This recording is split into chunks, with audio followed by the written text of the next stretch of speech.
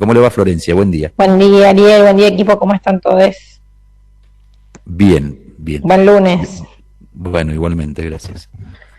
Bueno, así es, estamos en comunicación con Pablo Ferrari de Fundación por una Salud Inclusiva, porque amplios sectores han realizado una carta al gobernador Rodolfo Suárez pidiendo medidas intermitentes, aislamientos selectivos, pero vamos a hablar directamente, luego por supuesto de estos 9 días de aislamiento, ya Mendoza devuelve a las restricciones anteriores al confinamiento por el DNU del presidente Alberto Fernández.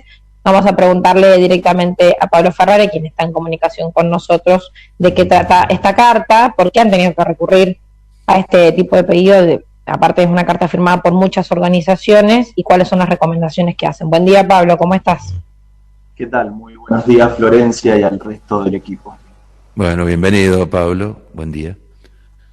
Bueno, sí, como decía Florencia, el día viernes, este viernes pasado, presentamos junto con distintas organizaciones, tanto organizaciones de profesionales y trabajadores de la salud como APTA, que es el Sindicato de los Trabajadores de la Sanidad, otros sindicatos de la salud, la Asociación de Clínicas y Sanatorios Privados de Mendoza, ACLISA, espacios de organizaciones de derechos humanos, sectores académicos de la Universidad Nacional de Cuyo, sectores religiosos como el grupo de curas en la opción por los pobres, y distintos sindicatos y espacios, movimientos de la cultura.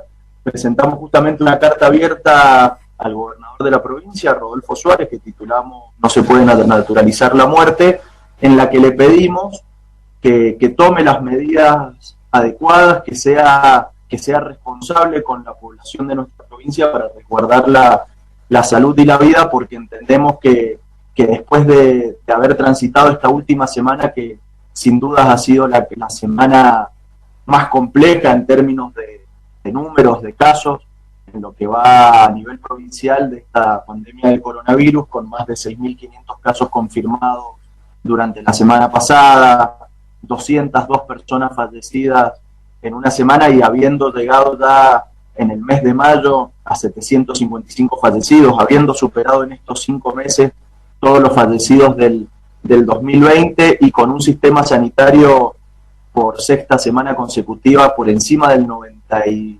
95% de ocupación, con situaciones muy críticas como las que se han empezado a conocer, por ejemplo, de los médicos residentes del Hospital Shestakov en San Rafael, que están reclamando que se los acompañe. Solo 2 médicos tienen que hacer la guardia y hacerse cargo de 166 personas internadas. Pablo, te interrumpo un minuto ahí respecto a Shestakov. Hubo una situación de una intubación que tuvo que hacerse por videollamada. Claro, justamente eso le estaba por sumar. Digo, es tan compleja la situación, hay tantos casos, tantas personas internadas en unidades de terapias intensivas, que se han ido agregando muchísimas camas a nivel provincial, y que digo, es necesario agregar esas camas, pero el personal es sumamente escaso, y sobre todo ese personal calificado. Entonces hoy, digo, lo que pasa en el Shestakov está pasando en todos los hospitales de nuestra provincia, donde residentes de especialidades como ginecología, que no tienen nada que ver con los cuidados intensivos, les toca estar haciendo frente a la pandemia sin que se los haya al menos capacitado o que se los acompañe como corresponde, y han llegado al punto de tener que intubar a un paciente asistidos a través de una videollamada. Entonces, bueno, todos estos espacios que adherimos, que firmamos esta carta abierta, le solicitamos al gobernador que continúe con las restricciones. Le solicitábamos puntualmente, se sumaron sindicatos de la educación como SADOC, el SUTE de San Rafael, el SIDUNCU de la Universidad Nacional de Cuyo. Le solicitábamos que continuara, y especialmente con la virtualidad en la educación, algo que no ha sucedido, y que nosotros entendemos que, conociendo estos números, es una gran irresponsabilidad por parte del gobernador, de la ministra y del director general de escuelas negar esta realidad que sucede.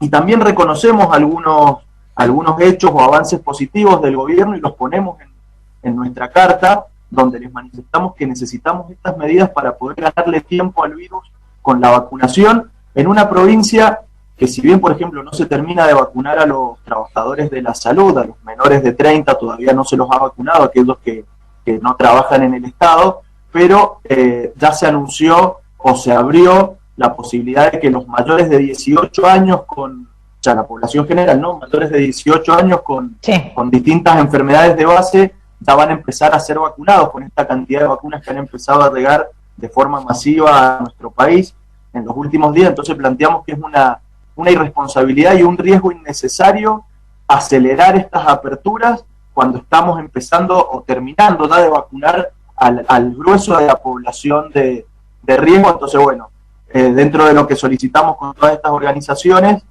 justamente era continuar con restricciones, mantener la virtualidad en la educación, adoptar esta estrategia que son los aislamientos selectivos planificados intermitentes, o sea, esto que hemos vivido estos últimos 9 días, establecer cuando lo indica la situación crítica, ya sea por la gran cantidad de casos, por los fallecidos, por el colapso sanitario. Sí. Lo interrumpo un minuto porque a propósito de las burbujas y de estos criterios que ustedes les piden al gobierno, y usted enfatiza sobre el tema de la educación, el viernes cuando tuvimos oportunidad de hablar con la profesora Orelogio, fue muy contundente en decir que los datos que tenían eran absolutamente contrastables y revisables por parte de los que estamos ajenos a la Dirección General de Escuelas, en donde podían demostrar que no había habido incidencia en el caso de la escuela, ni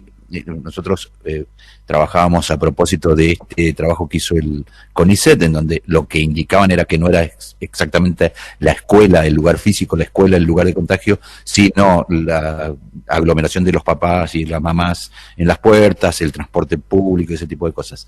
Fue absolutamente contundente en diciendo, primero, que no había habido más casos durante la presencialidad que en el año anterior, donde se recurrió al sistema meramente virtual. ¿Ustedes tienen acceso a esos números?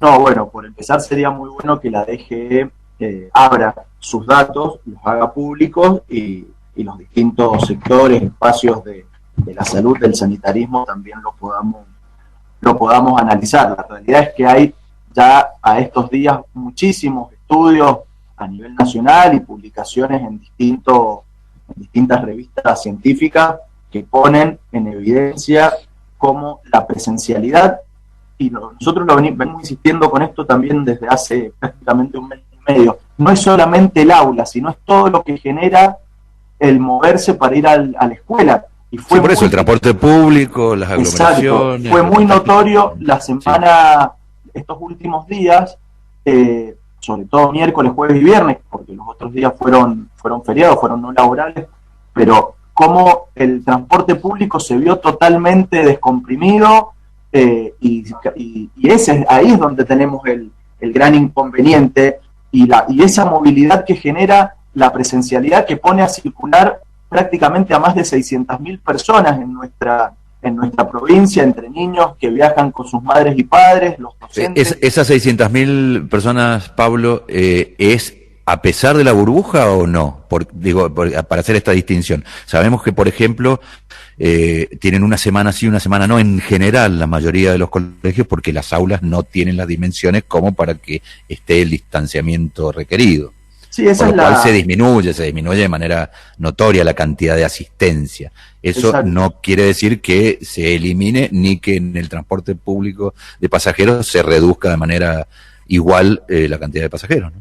Totalmente. Ese es el volumen que circula diariamente con las burbujas y demás, pero esa es la movilidad que hay para asistir al colegio. Este número que usted está dando es ya con las burbujas implementadas. Sí, de hecho son números reconocidos por el gobierno de la provincia, que hablaban de 500.000 personas movilizándose para ir a las escuelas.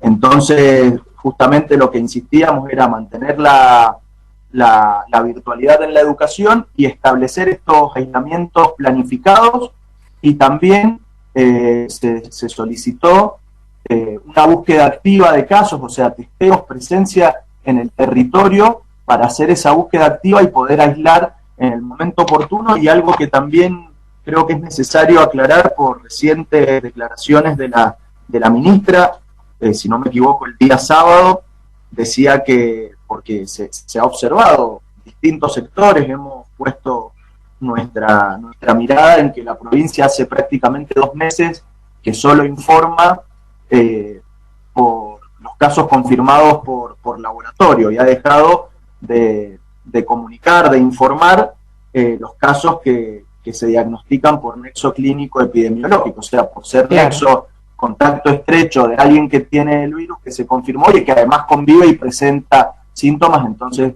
muchas veces no se los hisopa, y la ministra dijo que no, que a partir de ahora, en ese número que se informa todos los días, donde no se discrimina, confirmados por laboratorio y confirmados por nexo clínico, están incluidos. Nosotros estamos convencidos que eso... O sea, podría ser el doble de gente, entonces, la realmente contagiada, si sí, no se nosotros lo que sabemos es que directamente no se están informando ni registrando aquellas personas que se confirman por nexo clínico, porque está en la situación de colapso en el sistema que directamente el personal de salud no está haciendo ni tiempo de registrar en las planillas, y esas personas hay un subregistro porque hay muchísima gente con nexo clínico que no se la hisopa y no está asentado como casos confirmados.